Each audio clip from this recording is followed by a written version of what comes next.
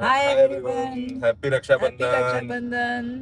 લગન પછી આવ્યું છે, કેવું લાગે તને? તારી પહેલી રક્ષાબંધન છે, તને હું તારા ઘરે લઈ જઈ રહ્યો છું. કેવું લાગી રહ્યું છે? બહુ જ સારું લાગી રહ્યું છે, બહુ જ ઇમોશનલ લાગી રહ્યું છે. અને આઈ થિંક જેટલી બી છોકરીઓના આ વર્ષે લગ્ન થયા છે, બધી છોકરીઓ રિલેટ કરશે કે અત્યાર સુધી આપણે ભાઈઓને રાખડી ઘરેથી ઉઠીને સરસ તૈયાર થઈને મને અત્યારે સલોનીએ જેમ બાંધી સલોનીએ બાંધી કે ભાઈ અમે રાખડી તો બેસીને બાંધીને ઘરે પૂરું કરી બાંધીને દીધું. થઈ ગયું.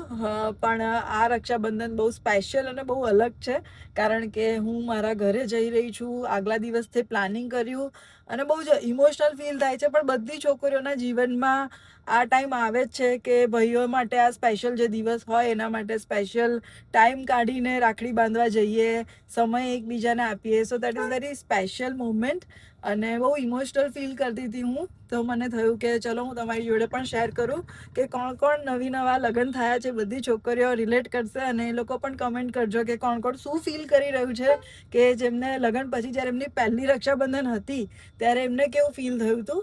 સો yes, once again happy happy Rakshabandhan. Rakshabandhan. Bye bye. By.